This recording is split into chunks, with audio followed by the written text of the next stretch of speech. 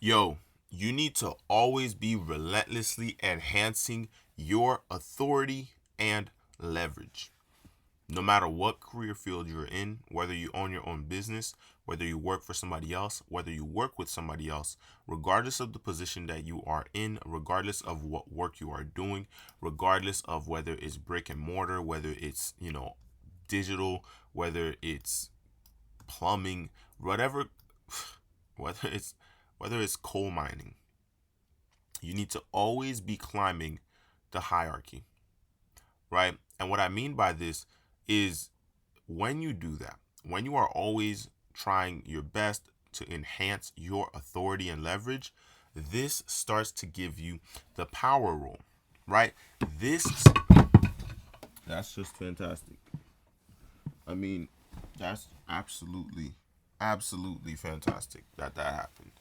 You know, let me let me put that back up there. All right, I'm not gonna edit that out. So, what I was actually trying to do just now was one, go into my notes and find some of the old posts that I used to write all the time, right? And this might be back in 2022. So let's all right, I'm in 2022, right? So why I say this, right? Why you should always be relentlessly looking to enhance your authority and leverage is this is what gives you the power. This is what gives you the control, right? And for those of you that never noticed, or maybe you didn't watch a video where I mentioned it, this is actually a window, right? So my setup is a window, black curtain, stuff on my wall, right? To show you that I don't have to go that hard because a lot of times it's about the substance of your content. It's not just about what's in your background. This stuff is just here for show, and it's nothing crazy. I mean, I have a bookshelf over here. It'll probably make the setup look a little more sleek. I have a few books here. But to continue with what I was saying, right? The reason you want to do that is because as you are chasing excellence, as you are aiming to really be the best, trying to be the best, you will slowly realize that it gets to a point where you need more authority or you need more leverage. And the more leverage that you have on the people, on your peers, on anyone that's around you, well, guess what? The more power you now have, the more authority that you have on the people around you, guess what? The more important you are starting to become, whether it's the company that you work for or your business, right? As you're climbing the ladder, right? You probably, I don't know the full details of the hierarchy of climbing up inside of a company, but let's say you go from an employee, now you're the floor manager, right? Now you're the team manager, right? Because you're starting to work harder. You're starting to understand the full workflow of the business, the full workflow of the restaurant, the full workflow. You're making sure it's not about just asking for a promotion. You're doing little things that are giving you an edge on top of your competition, which is everyone else, right? It it pays to be the boss. It pays to get to those positions because they know not everybody's willing to do it. But if you're someone who's truly after excellence, man, I've worked so many different jobs. From a Popeyes, think of McDonald's. It's just, they do what McDonald's does, but fried food. Um, it's basically chicken. It's all around chicken, right? Louisiana fried, right? Basically fried chicken, right? And then I've worked at Wawa. I think those are the two primary food locations that I worked at. I've obviously done food trucks. I've sold Italian ice. If you don't know what Italian ice is, search it up. But it's also like a soft ice that you just eat in a little baby cup. But essentially, what I'm saying is, at every job I've done, I've made sure that I did a better job than anybody else.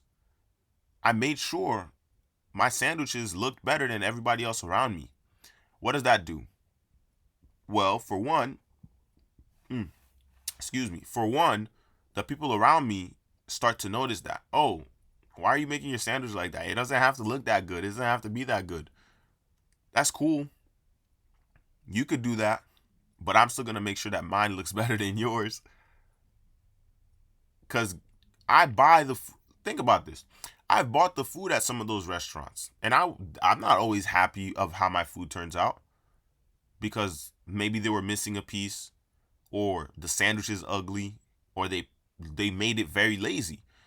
So if I understand that I as a customer notices when a lazy worker makes me a lazy sandwich, do I want to go back there? Probably not, right? So I understood that when I'm the one making the sandwiches now, I got to make sure that it looks good for the person that's buying it. I'm not just going to make a lazy sandwich. They're paying their hard-earned money for the food that I have to make for them. But it wasn't just about that for me. I'm naturally I'm naturally a competitive person. So I'm gonna make sure that I always do my best. It's just a lesson that I picked up from my dad. Make sure that everything that you do it better than everybody else around you. And the reason I say this is because people notice. They pay attention. The managers notice. Because guess what? Once they see that you're always showing up on time, or you're showing up early, you're always here before your shift, right?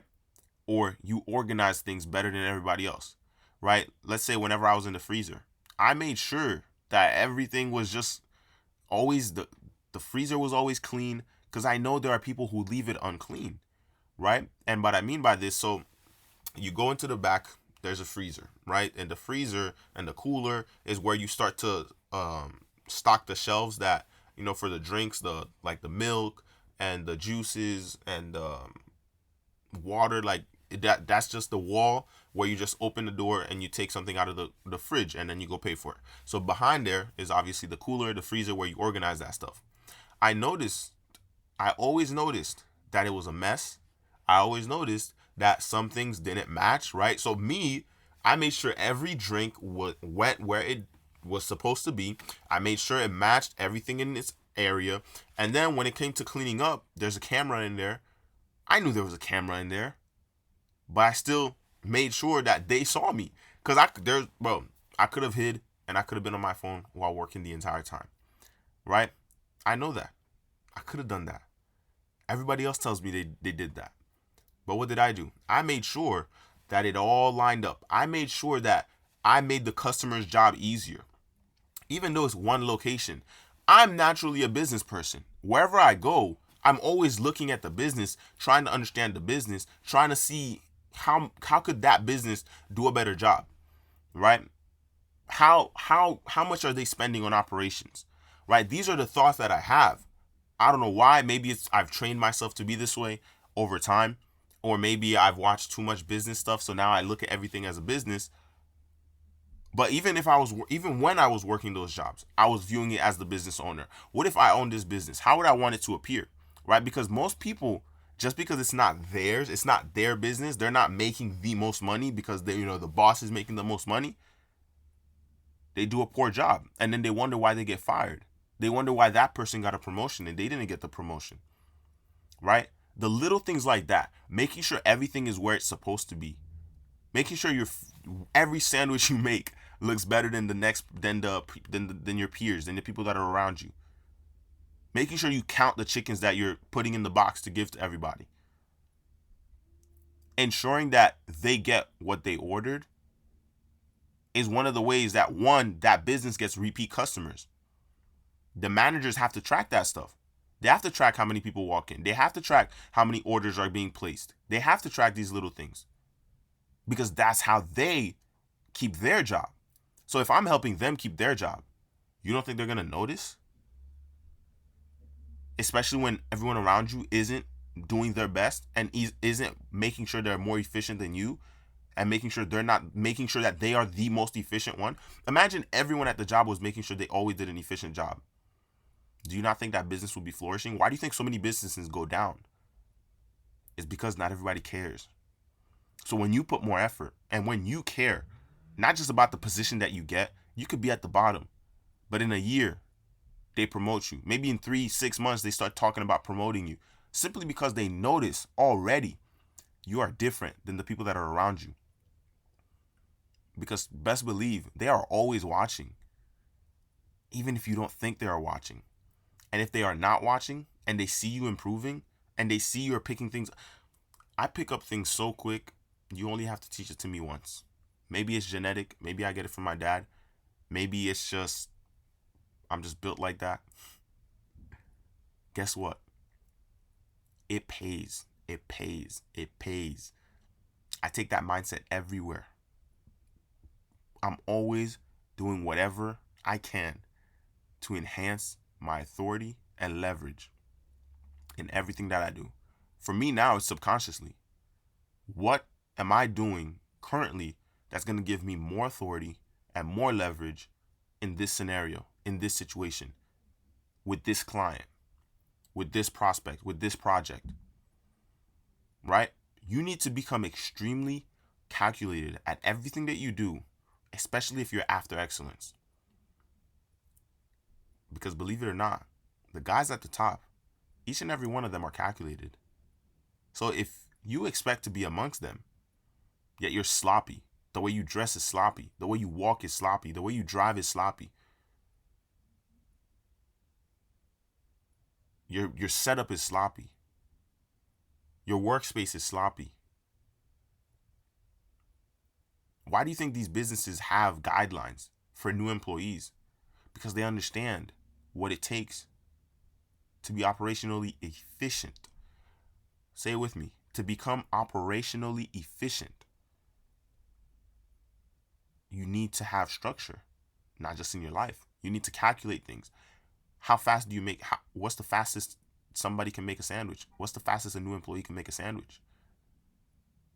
I know you guys have seen some of those videos of people just doing an excellent role, an excellent job at their job. They make their sandwiches the fastest compared to everybody else on the team. You think the managers don't notice that? And if you have a terrible manager, guess what? You could replace them.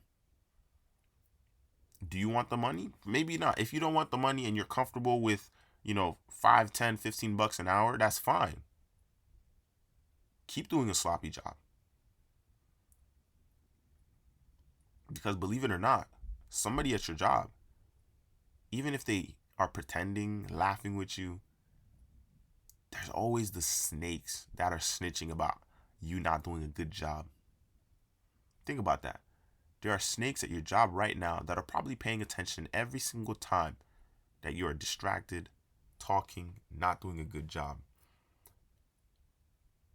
And they're snitching on you subtly. But imagine you keep your head down and you're always doing a better job than them. They still get jealous and they'll still talk behind your back. Look at him over there thinking that he's the best sandwich maker. Look at him over there thinking that, he could do this faster than us, this and this and this. Look at him over there thinking that this job matters. Think about this. I understood that I could have been replaced at those jobs.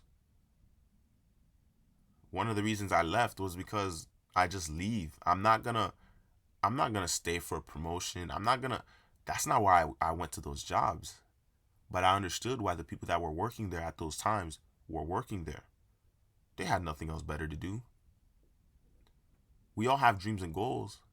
And I'm not going to say my dreams are better than their dreams or my goals are better than their goals. But guess what? They're probably still at those jobs. Right? Why do you think some people are stuck at jobs for 5, 10, 20 years, still complaining about having to go to that job every single day? Think about that. The way you do one thing is how you do everything. So think about that. Someone who's lazy because they work at McDonald's, oh, I don't care about working at this place. But you're still working there. You don't care about working there, but you still have to show up every day, right? To say that you don't care about working there. Think about the lunacy of some people that hate the fact that they have to keep showing up to work every day.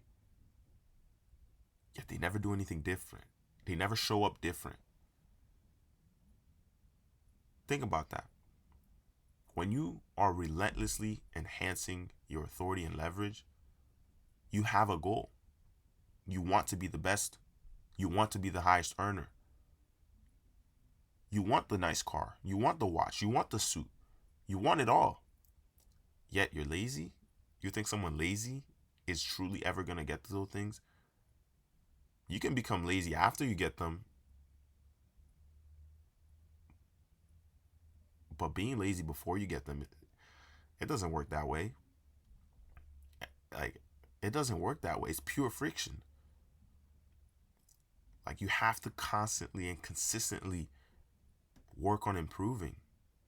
Always understanding how you can enhance your authority at your place, at your workplace, and the leverage that you have on the people around you. When you have leverage on people, whether it's a positive or negative, they will respect you and they will listen to you.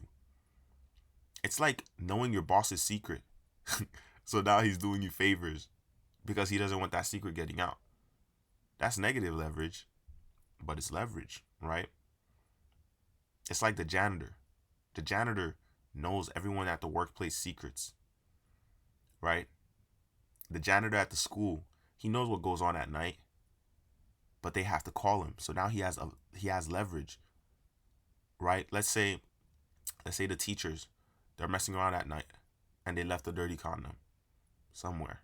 Who are they going to call to pick that up so that it's not discovered the next day? Probably going to call the janitor if they have his number, right?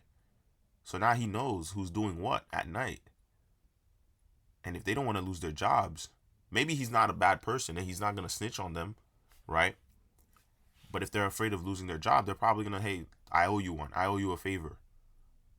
So imagine he might be the janitor, but he has way more power than all of them at night because he might know what they're doing because he's making sure every room is spotless, right?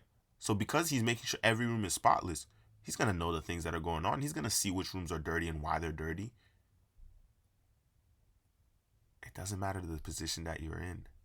As long as you are putting yourself in a position where you will have authority and leverage, you're going to win. And you're going to get that power. You're going to get that authority. You're going to get that leverage. You're going to get those promotions. Positive or negative leverage, it's still leverage. I could go on and on about this topic. So expect more videos around this. You guys can comment, leave your comments down below. And before I forget the phrase, it's a game until you die. So make sure you are always relentlessly enhancing your authority and leverage. Play the game and win the game. Become a winner amongst winners. Comment your questions, comment your thoughts on this. Obviously, feel free to DM me on Instagram. I'll see you guys on the next one.